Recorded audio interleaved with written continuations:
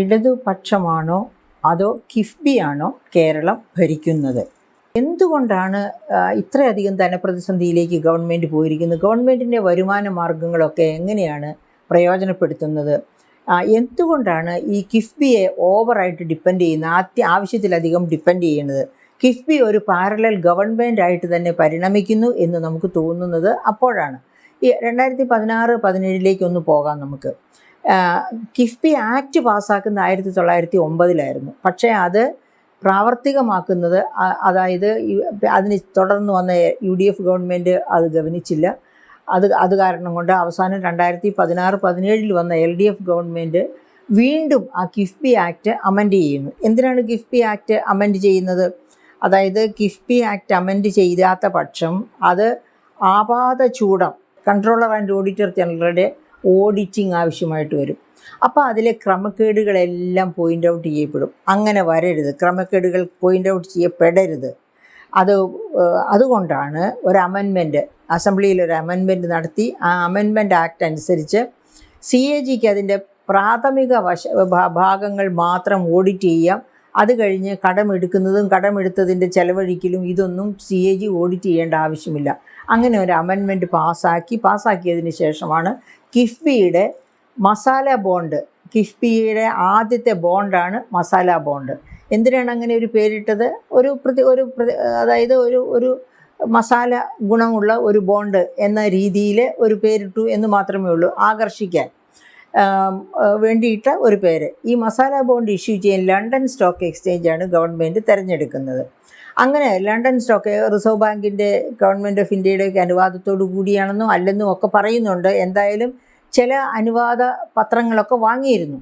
അങ്ങനെ London stock എക്സ്ചേഞ്ചിൽ 2017 ആദ്യത്തെ മസാല ബോണ്ട് ഇഷ്യൂ ചെയ്യുന്നത്. അന്ന് CDPQ എന്ന ഒരു കനേഡിയൻ പെൻഷൻ കമ്പനിയാണ് 2185 കോടിയുടെ മസാല ബോണ്ടുകൾ വാങ്ങി ഇത് തുടക്കം കുറിക്കുന്നത്. അങ്ങനെ പോന്ന ആ മസാല ബോണ്ട് എന്താണ്? ഈ മസാല ബോണ്ടായാലും കിഫ്ബിയുടെ ബോണ്ടുകൾക്കുള്ള പ്രത്യേകത, എങ്ങനെയാണ് അതിലേക്ക് ഇൻവെസ്റ്റേഴ്സിനെ ആകർഷിക്കുന്നത്? ഇൻവെസ്റ്റേഴ്സിനെ ആകർഷിക്കാനായിട്ട് പല പ്രധാനപ്പെട്ട ചുവടുകളും ഡോക്ടർ ഐസക്ക് 2016-17 ബജറ്റിൽ തന്നെ എടുക്കുകയുണ്ടായി. ഏറ്റവും പ്രധാനപ്പെട്ട ഒരു സ്റ്റെപ്പ് എന്ന് പറയുന്നത് ഒരു ഇന്ധന സെസ് ഏർപ്പെടുത്തുന്നു. ആ ഇന്ധന സെസ്, അതിൻ്റെ റവന്യൂ നേരെ പോകുന്നത് കിഫ്ബിയുടെ അക്കൗണ്ടിലേക്കാണ്, ബജറ്റിലേക്കല്ല. 2016-17 ബജറ്റിലാണ് ഈ ഇന്ധന സെസ് ഏർപ്പെടുത്തുന്നത്. അപ്പോൾ ആ ഇന്ധന സെസ് ശരിക്കും പറഞ്ഞാൽ ട്രഷറിയിലാണ് പോകേണ്ടത്. പക്ഷേ ഇത് നേരെ കിഫ്ബിയുടെ അക്കൗണ്ടിലേക്ക് പോകാൻ തക്ക രീതിയിലാണ് അത് പ്ലേസ് ചെയ്തിരിക്കുന്നത്. അപ്പോൾ ഈ ഇന്ധന സെസ് എന്ന് പറഞ്ഞാൽ എങ്ങനെയാണ്? അതായത് ഇന്ത്യയിൽ വെഹിക്കിൾ ഡെൻസിറ്റി ഒരു സ്ക്വയർ കിലോമീറ്ററിൽ 18. അതേസമയത്ത് കേരളത്തിൽ അത് 465. ഓർമ്മിക്കണം, അമേരിക്കയിൽ പോലും 535 vehicle density per square kilometre. അപ്പോൾ അങ്ങനെ വെഹിക്കിൾ ഡെൻസിറ്റി ഉള്ള കേരളത്തിൽ ഒരു സെസ് ഏർപ്പെടുത്തുക, പെട്രോളിൻ്റെയും ഡീസലിൻ്റെയും മേൽ ഒരു സെസ് ഏർപ്പെടുത്തുക എന്ന് പറഞ്ഞാൽ അതൊരു നല്ല വരുമാന മാർഗമായിരിക്കും കിഫ്ബി അക്കൗണ്ടിലേക്ക്. കിഫ്ബിയുടെ റേറ്റ് ഓഫ് ഇൻട്രസ്റ്റും അതിൻ്റെ പ്രിൻസിപ്പൽ സമ്മും ഒക്കെ കൊടുത്ത് തീർക്കാൻ തക്ക ഒരു ഫെസിലിറ്റി എന്ന രീതിയിലാണ് അത് ചെയ്തത്. അവിടെ തീർന്നില്ല, രണ്ടാമതൊരു കാര്യം കൂടി ചെയ്തു. അതായത് മോട്ടോർ വെഹിക്കിൾ ടാക്സിൻ്റെ 50% കിഫ്ബിയുടെ അക്കൗണ്ടിലേക്ക് പോവുക. ആദ്യ മാസം മുതലേ 50% പോകുന്നില്ല. ആദ്യ മാസം 10%, പിന്നെ 20%, അടുത്ത വർഷം അതിനടുത്ത വർഷം 30%, അതിനടുത്ത വർഷം 40%, അതിനടുത്ത വർഷം മുതൽ 50%. അപ്പോൾ ഇപ്പോൾ എല്ലാ മാസവും മോട്ടോർ വെഹിക്കിൾ ടാക്സിൻ്റെ 50% കിഫ്ബിയിലേക്കാണ് പോകുന്നത്. ഈ 2 വരുമാന മാർഗം ഇത് മാത്രമാണോ കിഫ്ബിയുടെ ബോണ്ടുകൾക്ക് ക്രെഡിബിലിറ്റി നൽകുന്നത്? അല്ല, ഇത് ഒരു സോവറിൻ ബോണ്ടാണ്. സോവറിൻ ബോണ്ടെന്ന് വെച്ചാൽ ഗവൺമെൻറ്റിൻ്റെ അണ്ടർ റൈറ്റിംഗ് ഉള്ള ബോണ്ട് എന്ന് വെച്ചാൽ ഈ കമ്പനി ഫെയിലാകുന്നു എങ്കിൽ ഗവൺമെൻറ് ആ റെസ്പോൺസിബിലിറ്റി തിരിച്ചു കൊടുക്കാനുള്ള, മുതലും പലിശയും തിരിച്ചു കൊടുക്കാനുള്ള റെസ്പോൺസിബിലിറ്റി ഗവൺമെൻറ് തോളിൽ വരും. ഇനി ഈ ഗവൺമെൻറ് തന്നെ ഫെയിലായാലോ? ഇതൊരു ഫെഡറൽ സംവിധാനമാണ് ഇന്ത്യയുടെ. അതുകൊണ്ട് തന്നെ കേന്ദ്ര ഗവൺമെൻറ്റിൻ്റെ ചുമതലയിലാണ് അവസാനം ഇത് സംസ്ഥാന ഗവൺമെൻറ് ഫെയിലായാൽ ആ ചുമതല ഏറ്റെടുക്കേണ്ടത് കേന്ദ്ര ഗവൺമെൻറ്റാണ്. അങ്ങനെ 4 കാരണങ്ങൾ കൊണ്ട്, ഒന്ന് ഇതൊരു ഗവൺമെൻറ് ആണ്, സോവറിൻ ഗ്യാരണ്ടി, അതാണ് ഗവൺമെൻറ് ഗ്യാരണ്ടി എന്ന് പറയുന്നത്. 2 ഫെഡറലിസമാണ്. ഫെഡറൽ സിസ്റ്റത്തിൽ സംസ്ഥാന ഗവൺമെൻറ് ഫെയിലായാൽ കേന്ദ്ര ഗവൺമെൻറ് ബെയിൽ ഔട്ട് ചെയ്യാൻ വരും. 3-ാമത്തെ കാരണം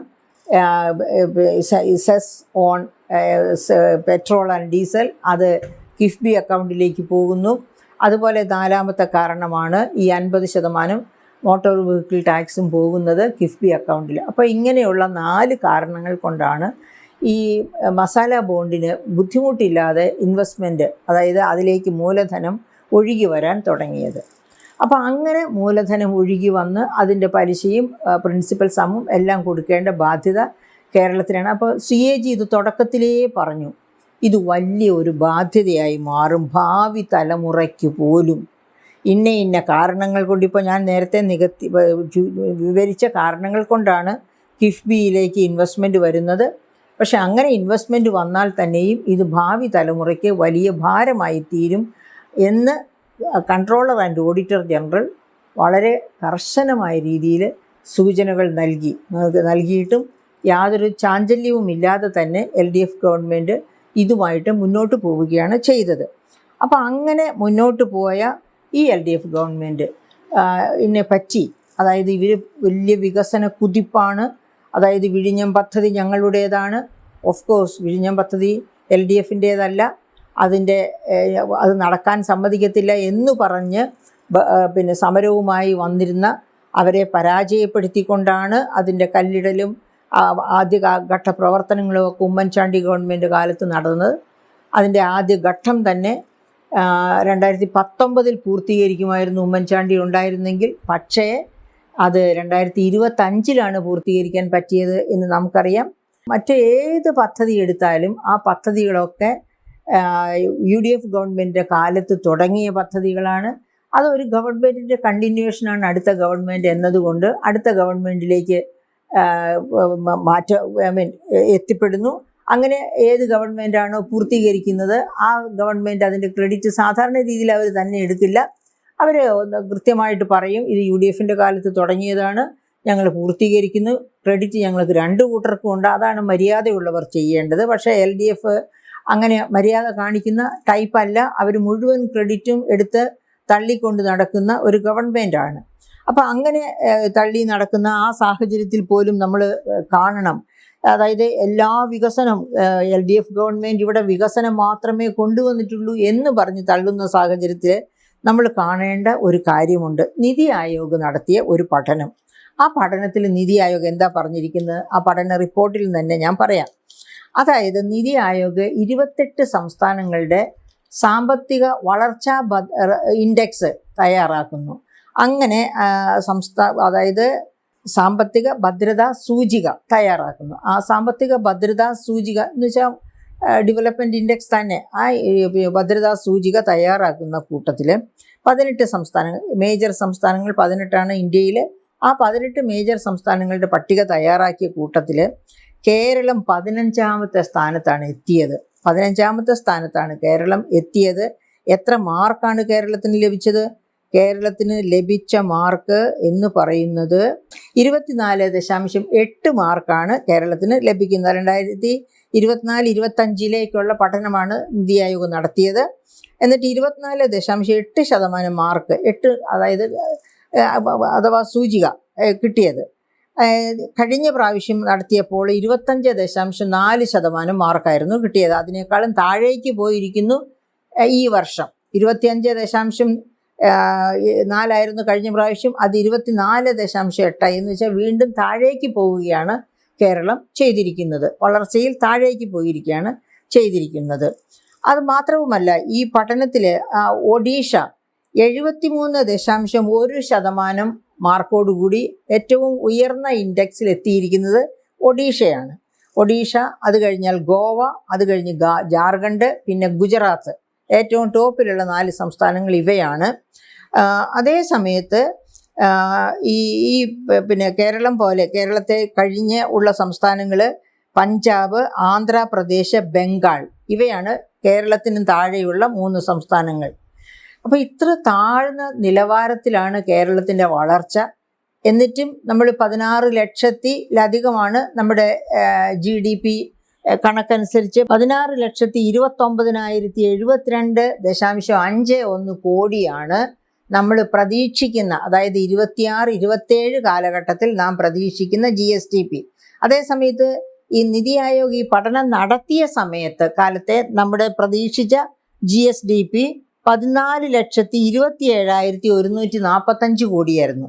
14,27,145 കോടിയായിരുന്നു. അപ്പോൾ അങ്ങനെ വളർച്ച പ്രതീക്ഷിച്ച കാലഘട്ടത്തിലാണ് നമ്മൾ ഈ സാമ്പത്തിക ഭദ്രതാ സൂചികയിൽ 24.8% മാർക്കോടുകൂടി 15ാം പൊസിഷനിലെത്തിയത്. അതുമാത്രവുമല്ല, നിതി ആയോഗ് ചൂണ്ടിക്കാണിക്കുന്ന മറ്റൊരു വളരെ പ്രധാനപ്പെട്ട കാര്യമുണ്ട്. അതായത് നമ്മുടെ ആഭ്യന്തര മൊത്ത വരുമാനത്തിൻ്റെ 1.04% മുതൽ 1.6% വരെയാണ് അടിസ്ഥാന സൗകര്യങ്ങളിൽ ചെലവഴിക്കുന്നത്. 1.04% മുതൽ 1.6% വരെയാണ് അടിസ്ഥാന സൗകര്യങ്ങളിൽ ചെലവഴിക്കുന്നത്. അതായത് അടിസ്ഥാന സൗകര്യം എന്ന് പറയുമ്പോൾ സാമൂഹ്യ അടിസ്ഥാന സൗകര്യവും ഭൗതിക അടിസ്ഥാന സൗകര്യവും ഉണ്ട്. സാമൂഹ്യ അടിസ്ഥാന സൗകര്യം എന്ന് പറഞ്ഞാൽ investment in health, investment in education. Physical infrastructure എന്ന് പറയുന്നതാണ് പാലം, റോഡ് തുടങ്ങിയ ബിൽഡിങ്സ്, ഇങ്ങനെയൊക്കെയുള്ള കാര്യങ്ങളിലേക്കൊക്കെയുള്ള ഇൻവെസ്റ്റ്മെൻറ്റ്. അപ്പം ഈ 2 തരം ഇൻവെസ്റ്റ്മെൻറ്റും കൂടി ചേർന്നാൽ GSDPയുടെ 1.04%-നും 1.7%-നും ഇടയ്ക്കാണ് എന്ന് പറഞ്ഞാൽ എത്ര മോശമായിട്ടാണ് ഇൻഫ്രാസ്ട്രക്ചർ ഇൻവെസ്റ്റ്മെൻറ്റ്, അതായത് ഈ സാമൂഹ്യ ഭൗതിക അടിസ്ഥാന സൗകര്യങ്ങൾ എങ്ങനെ വളരുന്നുവോ അങ്ങനെ തന്നെ അത് തന്നെയാണ് ഏറ്റവും വലിയ ഇൻഡെക്സ്. ഒരു രാജ്യത്തിൻ്റെ, ഒരു സംസ്ഥാനത്തിൻ്റെ, ഒരു പ്രദേശത്തിൻ്റെ വളർച്ചയുടെ ഏറ്റവും നല്ല ഇൻഡെക്സ്. ആ ഇൻഡെക്സ് അങ്ങനെ കാണേണ്ട സ്ഥാനത്താണ് ഇത്ര മോശമായ ഇൻവെസ്റ്റ്മെൻറ്റ് നടക്കുന്നു എന്ന് നിതി ആയോഗ് ചൂണ്ടിക്കാണിക്കുന്നത്. അങ്ങനെ നിതി ആയോഗ് ചൂണ്ടിക്കാണിക്കുമ്പോഴാണ് ഇവിടെ കിഫ്ബി കയറി വരുന്നത്. ഞങ്ങൾ ഇൻഫ്രാസ്ട്രക്ചറിന് വേണ്ടി കിഫ്ബിയെയാണ് ചുമതലപ്പെടുത്തിയിരിക്കുന്നത്. അങ്ങനെ കിഫ്ബി വളർന്ന് കിഫ്ബി നമ്മുടെ സംസ്ഥാന ഗവൺമെൻറ്റിനെ തന്നെ വിഴുങ്ങുന്ന ഒരു പ്രസ്ഥാനമായി മാറിയിരിക്കുന്നു. അതായത് ഗവൺമെൻറ് കിഫ്ബിയുടെ അടിമത്തത്തിലാകുന്നു എന്ന രീതിയിലേക്ക് കിഫ്ബി വളർന്നിരിക്കുന്നു, ഗവൺമെൻറ് താഴ്ന്നു പോയിരിക്കുന്നു. അതാണ് നമ്മൾ കാണുന്ന അവസ്ഥ. അപ്പം നമുക്ക് കിഫ്ബിയെ പറ്റി തന്നെ കൺട്രോളർ ആൻഡ് ഓഡിറ്റർ ജനറൽ 2024 മാർച്ചിൽ തന്ന ഒരു റിപ്പോർട്ടുണ്ട്. ആ റിപ്പോർട്ട് നമുക്കൊന്ന് നോക്കാം. 2024 തന്ന ആ റിപ്പോർട്ട് അനുസരിച്ച് കിഫ്ബി അല്ലാതെ, അതായത് സംസ്ഥാനം 2024-25 വർഷത്തിൽ എടുത്തിരുന്ന കടം എത്രയായിരുന്നു? എടുത്തിരുന്ന കടം എന്ന് പറയുന്നത് ബജറ്ററി ബോറോയിങ്, ബജറ്റ് വഴി എടുത്ത കടം 3,85,000 കോടിയായിരുന്നു. കിഫ്ബി വഴി ബോറോ ചെയ്തത്, അതായത് 24-25 വർഷം കിഫ്ബി വഴി ബോറോ ചെയ്തത് 5,109 കോടിയാണ്. KSSPL അത് വേറെ ഒരു സ്പെഷ്യൽ പർപ്പസ് വെഹിക്കിളാണ് കടം മേടിക്കാനുള്ള, Kerala social security pension fund limited. അതുവഴി കടമെടുത്ത്, അതെന്തിനാണ് കടമെടുക്കുന്നത്? സാമൂഹ്യ സുരക്ഷാ പെൻഷൻ കൊടുക്കാൻ വേണ്ടി. അങ്ങനെ ഇതുവഴി കടമെടുത്തിട്ട് പോലും പല വർഷങ്ങളിൽ സാമൂഹ്യ സുരക്ഷാ പെൻഷൻ കുടിശ്ശികയായിരുന്നു. അത് അവസാനം തദ്ദേശ സ്വയംഭരണ സ്ഥാപനത്തിൻ്റെ ഇലക്ഷൻ വരാൻ സമയത്താണ് ഗവൺമെൻറ് പേ ചെയ്തത്, കൊടുത്തു തീർത്തത് വോട്ട് കിട്ടാൻ വേണ്ടി എന്ന് നമുക്കറിയാം. 5 മാസം വരെ പലിശ അതായത് കുടിശ്ശികയായിരുന്നു. എന്നിട്ടാണ് അത് കൊടുത്തു തീർത്തത്. അപ്പോൾ ഈ KSSPL-ലും കിഫ്ബി വഴിയും എടുത്ത കടം, അതുപോലെ കിഫ്ബി കഴിഞ്ഞ കാലങ്ങൾ 2016-17 മസാല ബോണ്ട് ഇഷ്യൂ ചെയ്യുന്നത്, അത് തൊട്ട് ഇങ്ങോട്ട് 2025 വരെയുള്ള കാലഘട്ടത്തിൽ എടുത്ത കടം, കിഫ്ബി വഴി എടുത്ത കടം 21,417 കോടി. അതും ഒക്കെയും കൂടി ചേർന്ന് 2024 മാർച്ച് ആകുമ്പോഴേക്കും കേരളത്തിൻ്റെ കടം, അതായത് സഞ്ചിത കടം എന്ന് പറയുന്നത് 4,14,047 കോടിയായിരുന്നു. ആ കടം അതിനുശേഷം നമുക്ക് അപ്പോൾ ഓർക്കണം, 2016 UDF ഗവൺമെൻറ്, അതായത് ഉമ്മൻചാണ്ടി പിണറായി വിജയൻ ഗവൺമെൻറ്റിന് ബാറ്റൺ കൈമാറുന്ന സമയത്ത് കേരളത്തിൻ്റെ പൊതുകടം എത്രയായിരുന്നു? അതായത് സഞ്ചിത കടം എന്ന് പറഞ്ഞാൽ സംസ്ഥാനം തുടങ്ങിയ കാലം 1956 തൊട്ട് 2016 വരെയുള്ള കാലഘട്ടത്തിൽ എടുത്ത കടം കൂട്ടിച്ചേർക്കപ്പെട്ടത്, അതാണ് സഞ്ചിത കടം, ഡെറ്റ് ഔട്ട്സ്റ്റാൻഡിങ് എന്ന് പറയുന്നത്. ആ കടം 1,53,200 കോടിയായിരുന്നു ഉമ്മൻചാണ്ടി ഭരണത്തിൽ നിന്ന് ഇറങ്ങുമ്പോൾ. ആ 1,53,200 കോടിയിൽ നിന്നാണ് 4,14,475 കോടിയായിട്ട് 2024 ആകുമ്പോഴേക്കും വളരുന്നത്, കടം വളരുന്നത്. അത്ര വലിയ തോതിലാണ് കടത്തിൻ്റെ വളർച്ച ഉണ്ടായത്. അപ്പോൾ അതിനുശേഷം ഇപ്പോഴത്തെ ബജറ്റിൽ തന്നെ നമുക്ക് നോക്കാം കടം എത്ര വരെ വളർന്നിട്ടുണ്ടെന്ന്. ഇപ്പോഴത്തെ ബജറ്റിൽ കടം വളർന്നിരിക്കുന്നത്, കടത്തിൻ്റെ വളർച്ച ഇപ്പോഴത്തെ ബജറ്റിൽ ഡെറ്റ് ഔട്ട്സ്റ്റാൻഡിങ് അതായത് 5,44,832.88 കോടിയാണ് ബജറ്റിൽ പറഞ്ഞിരിക്കുന്ന കടം. അത് 33.44% GSDPയുടെ. അപ്പോൾ അതിൻ്റെ ഒരു മാൻഡേറ്റ് ഉണ്ട്, GSDPയുടെ ഒരു മാൻഡേറ്റ്. GSDPയുടെ മാൻഡേറ്റ് അല്ല, physical responsibility and budget management act 2002 government of ഇന്ത്യയുടെ ആക്റ്റാണ്. ആ ആക്ട് നിഷ്കർഷിക്കുന്നത് നമ്മുടെ GSDPയുടെ 3% ഒരു വർഷം കടമെടുക്കാവൂ. അതുപോലെ തന്നെ സഞ്ചിത കടം എന്ന് വെച്ചാൽ ഡെറ്റ് ഔട്ട്സ്റ്റാൻഡിങ് എന്ന് വെച്ചാൽ ഈ സംസ്ഥാനം തുടങ്ങിയ കാലം മുതൽ കൂട്ടിച്ചേർക്കപ്പെട്ട കടം, അത് GSDPയുടെ 29% നിജപ്പെടുത്തണം. അതിന് മുകളിൽ പോകാൻ പാടില്ല എന്നാണ് നിഷ്കർഷ. പക്ഷേ ആ നിഷ്കർഷ അതിജീവിച്ച നീതി ആയോഗിൻ്റെ പഠനത്തിലും പറയുന്നുണ്ട് 35%, ഈ 29% എന്നതിനെ തട്ടിമാറ്റിക്കൊണ്ട് 35% മുതൽ 45% വരെ കേരളത്തിൻ്റെ സഞ്ചിത കടം നിലകൊള്ളുന്നു എന്നാണ് പറഞ്ഞിരിക്കുന്നത്. അപ്പോൾ ആ കണക്കനുസരിച്ച് തന്നെ ഈ സംസ്ഥാന ഗവൺമെൻറ് ഒരു നിയമവും പാലിക്കാതെ, അതായത് FRBM fiscal responsibility and budget management ആക്റ്റൊക്കെ പുല്ലുവിലയ്ക്ക് തള്ളിക്കളഞ്ഞിട്ടാണ് സ്വന്തം തീരുമാനപ്രകാരം ഈ കടം 29% എന്നത് 35% മുതൽ 45% വരെ എന്ന രീതിയിൽ മുൻപോട്ട് കൊണ്ടുപോയിക്കൊണ്ടിരിക്കുന്നത്. അപ്പോൾ ഇത്തരം അത് കഴിഞ്ഞ് അപ്പോൾ ഈ ബജറ്റിൽ ഇതാ പറഞ്ഞിരിക്കുന്നു, സഞ്ചിത കടമായിട്ട് ബജറ്റിൽ പറഞ്ഞിരിക്കുന്നത് 5,44,832.88 കോടിയാണ്. അതായത് GSDPയുടെ അനുപാതമായിട്ട് എടുത്താൽ 33.44%. പക്ഷേ ഇതിൻ്റെ കൂടെ ഈ കാലഘട്ടത്തിൽ എടുക്കാൻ പോകുന്ന കിഫ്ബി വഴിയുള്ള കടവും സോഷ്യൽ സെക്യൂരിറ്റി പെൻഷൻ ഫണ്ട് വഴിയുള്ള കടവും കൂടി ചേരുമ്പോൾ 6 ലക്ഷം കോടിക്ക് മുകളിൽ പോകുന്നു.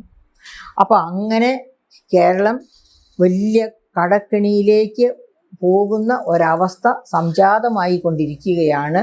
അപ്പോഴാണ് വികസനത്തിൻ്റെ തള്ളുമായിട്ട് LDF ഗവൺമെൻറ് ഞങ്ങളല്ലാതെ വേറെ ആര് വരണം എന്നാണ് ചോദിക്കുന്നത്. അത് കേൾക്കുമ്പോൾ സത്യം പറഞ്ഞാൽ എന്താണ് പറയേണ്ടത്, എന്ത് വിവരക്കേട് ജനങ്ങളുടെ മുൻപിൽ പറയാനും ഒരു മടിയുമില്ലാത്ത, ഒരു ലജ്ജയുമില്ലാത്ത ഒരു ഗവൺമെൻറ് എന്ന് പറയാനാണ് തോന്നുന്നത്. അങ്ങനെ അത്തരം ഒരു സിറ്റുവേഷൻ സൃഷ്ടിച്ചിട്ട് അതിൻ്റെ മുൻപിൽ നിന്ന് മിമിക്രി നടത്തുകയാണ്. ഓരോ തരത്തിലുള്ള PR വർക്കും ചെയ്യുന്നത് ഓരോ മിമിക്രി ആയിട്ടാണ് നമുക്ക് തോന്നുന്നത്. അത് മനുഷ്യരെ വിഡ്ഢികളാക്കുന്ന മിമിക്രി, അല്ലാതെ മനുഷ്യരെ ബോധവൽക്കരിക്കുന്ന മിമിക്രി സാധ്യമാണ്. നമ്മുടെ പിഷാരടിയൊക്കെ നടത്തുന്ന മിമിക്രി ആണെങ്കിൽ മനുഷ്യരെ ബോധവൽക്കരിക്കുന്ന, അവരെ വലിയൊരു തലത്തിലേക്ക് ഉയർത്തുന്ന തരത്തിലുള്ള മിമിക്രിയാണ് നമ്മുടെ പിഷാരടി, ഇപ്പോൾ പാലക്കാട് നിന്ന് മത്സരിക്കാൻ പോകുന്ന പിഷാരടി നടത്തുന്നത്. പക്ഷേ ഈ മിമിക്രി അങ്ങനെയല്ല. ഇത് കൊഞ്ഞനം കുത്തലാണ്, മനുഷ്യരെ ഇളിഭ്യരാക്കലാണ്, വിഡ്ഢികളാക്കലാണ്. അപ്പോൾ ഇങ്ങനെയുള്ള ഈ അതായത് നമ്മളെ ഇപ്പോൾ ഭരിക്കുന്നത് ശരിക്കു പറഞ്ഞ കിഫ്ബിയാണ്, അല്ലാതെ ഇടതുപക്ഷമല്ല. ഇനി കേരളത്തെ കിഫ്ബിക്ക് വിട്ടുകൊടുക്കണോ അതോ നല്ല ഒരു ഭരണകൂടത്തിന് വിട്ടുകൊടുക്കണോ എന്ന് തീരുമാനിക്കേണ്ടത് നാം ഓരോരുത്തരുമാണ്.